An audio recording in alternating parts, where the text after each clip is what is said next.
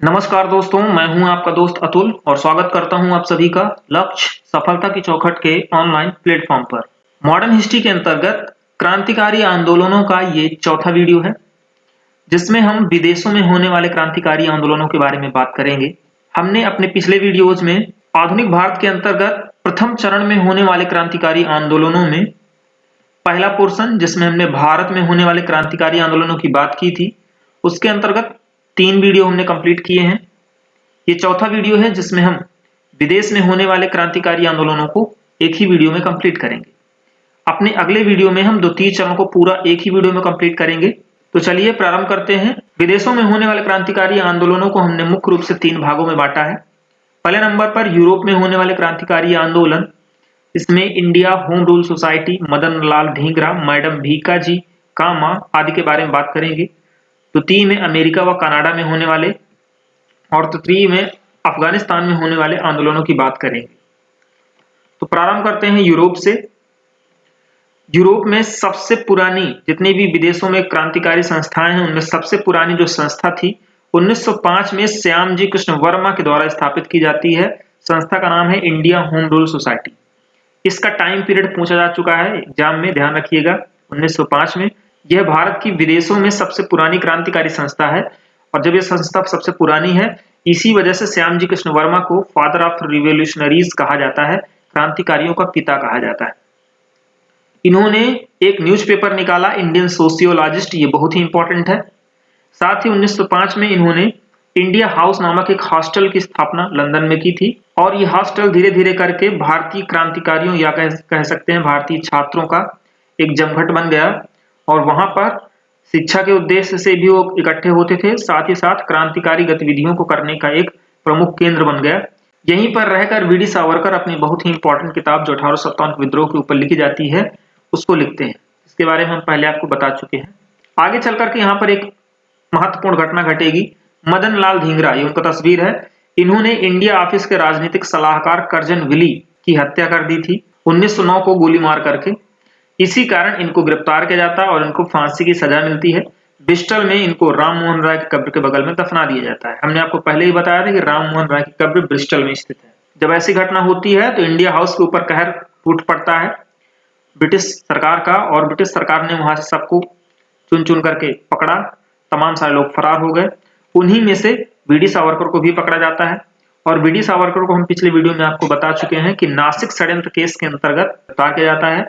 उन पर कर्जन वायली का कोई दोषारोपण नहीं लगाया जाएगा, इसको मारने का कोई उन पे चार्ज नहीं लगाया जाएगा। उनको चार्ज लगाया जाएगा नासिक षड्यंत्र केस का और उनको ले जाया जाएगा। उसी तरह श्यामजी कृष्ण वर्मा यहाँ से फरार हो जाते हैं, स्विट्जरलैंड चले जाते हैं और स्विट्जरलैंड में 1930 में उनकी मृत्यु हो जाती है। इस तरह से यहाँ पर जो क्रांतिकारी गतिविधियां हैं वो धीरे धीरे समाप्त हो जाती हैं।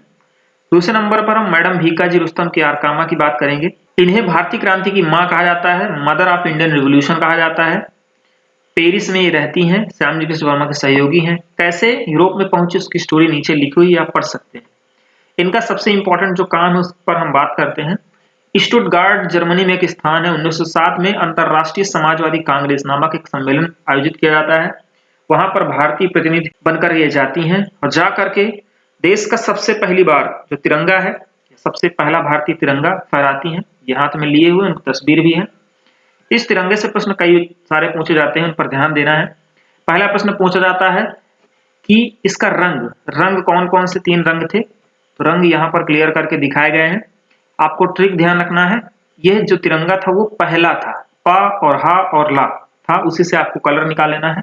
पा से पीला, हा से हरा और ला से लाल, तीनों रंग इसमें शामिल हैं। साथ ही साथ इससे प्रश्न पूछा गया कि इसमें बीच में क्या लिखा हुआ है।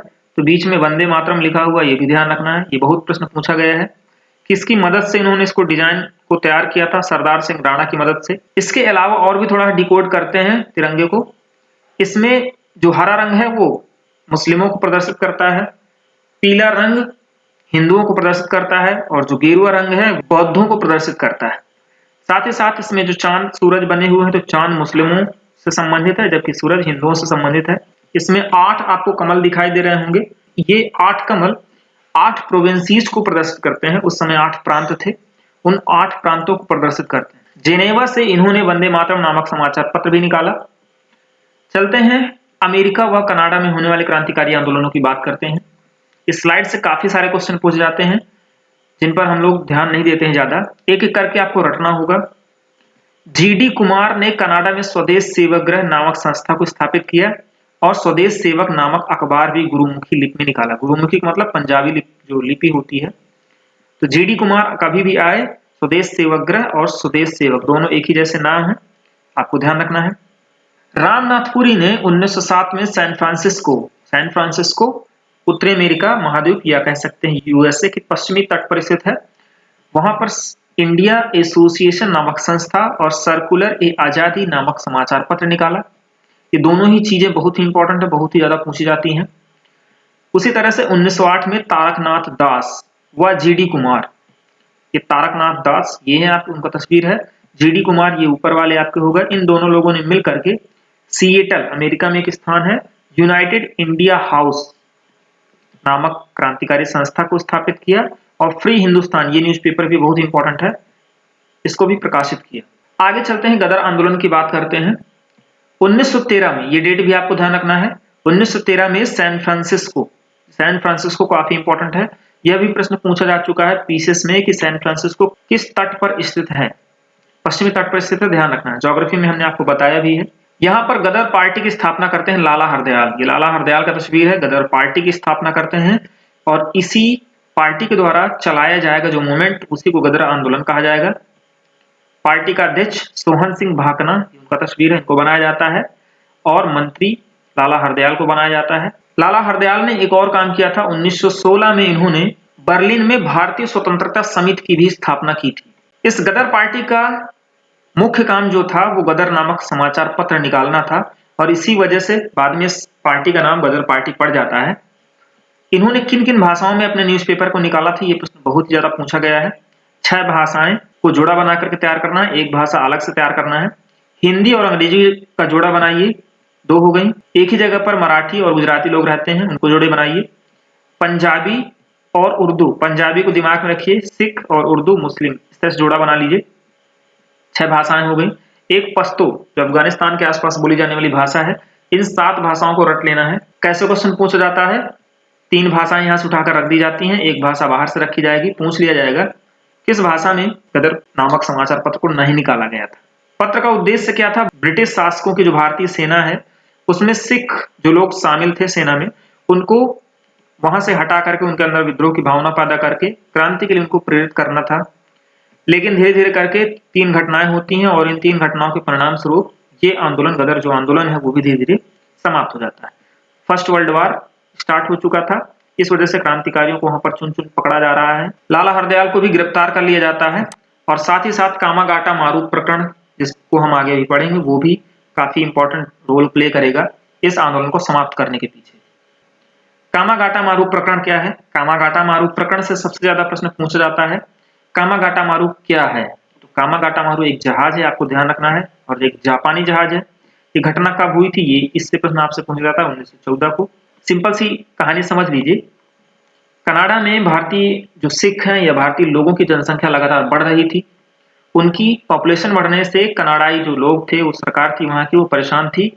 ऐसा कोई दिमाग लगाया जाए कि भारतीय लोग कनाडा में ना आ पाए, इस वजह से उन्होंने डायरेक्ट भारतीय को मना नहीं किया यहाँ पर आने के लिए, यानी कनाडा डायरेक्ट आने के लिए मना नहीं किया। ऐसा नहीं कहा कि कोई भी भारतीय कनाडा नहीं आ सकता, उन्होंने बात को थोड़ा घुमा करके कहा। सिंपल सी बात थी, एक कानून बनाया गया कि कोई भी जहाज तभी कनाडा आ सकता है जो भारत से चल करके डायरेक्ट कनाडा पहुंचे, यानी बीच में अगर कहीं पर रुक जाएगा तो उसको कनाडा में घुसने नहीं दिया जाएगा। उस समय ऐसा कोई रास्ता ही नहीं था कि भारत से एक बार कोई जहाज निकले और उसको बीच में कभी ईंधन की आवश्यकता ना पड़े। उसको ईंधन की आवश्यकता पड़ती थी, यानी उसका ईंधन खत्म हो जाता था, बीच में उसको कहीं ना कहीं किसी न किसी पोर्ट में रुकना ही पड़ता था। तो ये बहुत बढ़िया चाल उन्होंने चली थी। ऐसी घटना होती है कामागाटा मारू नामक जहाज के साथ। गुरदीप सिंह, इनको ध्यान रखना है, 379 भारतीयों को लेकर के वैंकूवर कनाडा पहुंचते हैं और सीधी सी बात है वहां पर उनको जाने से रोक दिया जाएगा। ये गुरदीप सिंह है, वहां पर उनको जाने से रोक दिए गए हैं, जहाज बाहर खड़ा है। हुसैन रहीम, सोहनलाल, बलवंत सिंह आदि तमाम सारे लोगों ने मिलकर के शोर कमेटी गठित की, लेकिन इसका कोई लाभ नहीं हुआ। वहां से उनको वापस आना पड़ा और यहाँ पर ब्रिटिश गवर्नमेंट ने इनका बढ़िया स्वागत किया और 18 झड़प हो गई, 18 लोग मारे गए, बाकी 202 को जेल में डाल दिए गए। इतनी सी आपकी घटना है कामागाटामारू प्रकरण। इसी तरह से अफगानिस्तान में एक छोटी सी घटना होती है, लेकिन प्रश्न यहाँ से पूछे जाते हैं। प्रथम विश्व युद्ध चल रहा था, उसका फायदा उठाया राजा महेंद्र प्रताप सिंह, उनका तस्वीर है। अफगानिस्तान के काबुल शहर में जर्मनी के सहयोग से 1915 में अंतरिम भारत सरकार की स्थापना कर दी। आपसे प्रश्न पूछा जाएगा, अफगानिस्तान में किस व्यक्ति ने अंतरिम सरकार की स्थापना की थी? आपको महेंद्र प्रताप सिंह का नाम बताना है। बाकी चीजें इंपॉर्टेंट नहीं है, चाहे आप तैयार कर सकते हैं। इसी तरह से दूसरा टॉपिक आपका है सिल्क पेपर षड्यंत्र 1915 में। टाइम आपको ध्यान रखना है। और सिल्क पेपर षड्यंत्र को हिंदी में रेशमी रुमाल आंदोलन भी कह सकते हैं, रेशमी पत्र आंदोलन भी कहा जाता है। होता यह है, देवबंदी नेता थे, भारत में देवबंदी स्कूल चलाया जाएगा। अफगानिस्तान, जर्मनी, तुर्की के सहयोग से ये लोग भारत को स्वतंत्र कराना चाहते हैं। इसी वजह से अफगानिस्तान का देवबंदी नेता थे मौलवी उबैदुल्ला सिंधी। उन्होंने गुप्त पत्र महमूद अल हसन को, जो दारुल उलूम देवबंद के प्रधान थे, पीली सिल्क का कपड़ा था, उसमें फारसी भाषा में लिख करके भेजा, और ये उनका जो पत्र था पकड़ा जाता है और उनका षड्यंत्र जो है खुल जाता है। इसी को सिल्क पेपर षड्यंत्र कहा जाता है। इस तरह से प्रथम चरण में विदेशों में होने वाले क्रांतिकारी आंदोलनों का ये वीडियो समाप्त होता है। अगर आपको हमारे वीडियो पसंद आ रहे हैं, ज्यादा से ज्यादा लोगों को शेयर करें। तो मिलते हैं अगले वीडियो में, तब तक के लिए नमस्कार।